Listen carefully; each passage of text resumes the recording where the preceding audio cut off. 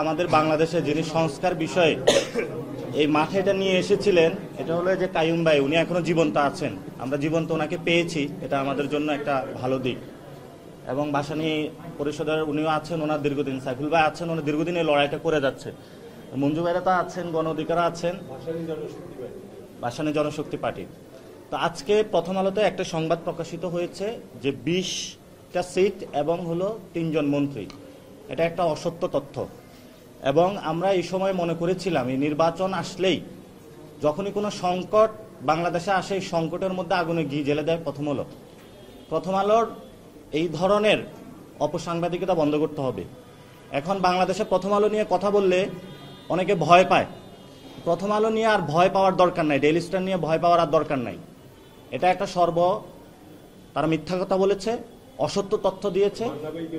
আমরা মান্না ভাইকে নিয়েও প্রথম আলো মিথ্যা কথা বলেছে, অথচ মান্না ভাইয়ের এখন মতি ভাইয়ের কি হয় এটা আমরা আসলে জানি না।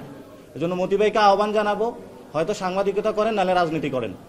রাজনীতিতে আসলে আপনি জনগণকে বলেন, তাহলে আমরা আপনাকে এনসিপির দরজা আপনার জন্য খোলা আছে। প্রথম আলো যদি সম্পাদক থেকে আপনি এনসিপিতে প্রার্থী হতে চান, আপনার প্রার্থী দিব ইনশাল্লাহ। কিন্তু এই ধরনের অসত্য তথ্য দিয়ে এই সংকটকালীন মুহূর্তে জাতিকে আপনি বিভ্রান্ত করবেন না। আর আমরা আজকে এখানে একসাথে হয়েছি, পুরো বাংলাদেশে আপনারা দেখবেন মারামারি কাটাকাটি, এই যে রোড ব্লক, তারপর হলো আগুন জ্বালাচ্ছে মনোনয়ন বাণিজ্য নিয়ে। এই সংকটকালীন মুহূর্তে আমরা এই মনোনয়ন বাণিজ্য এইসব কাজ না করে এখানে একত্রিত হয়েছি সংস্কার বিষয়ে কথা বলার জন্য। সংস্কার থেকে মুখ ঘুরিয়ে দেওয়ার জন্য বিএনপি নমিনেশন দেওয়া শুরু করেছে এবং মাঠের মধ্যে তারা শান্তি শৃঙ্খলা নষ্ট করছে। কিন্তু আমরা এই জাতির যে সংকটকালীন মুহূর্তটা, সেই জায়গা থেকে আমরা মনে করি সংস্কার প্রক্রিয়াটা এগিয়ে নিতে হবে। এই জন্য ওনারা দীর্ঘদিন যারা লড়াই করছেন তারা আমাদেরকে আহ্বান করেছেন, ওনাদের আহ্বানে আমরা এসেছি, ওনারা আমাদেরকে পরামর্শ দিয়েছেন, কথা বলেছেন। এবং আমরা সবসময় বাংলাদেশে যারা এই সংস্কার প্রক্রিয়াটা নিয়ে এসেছিলেন, আওয়াজটা তুলেছিলেন, ওনাদেরকে আমরা পাশে পেয়েছি।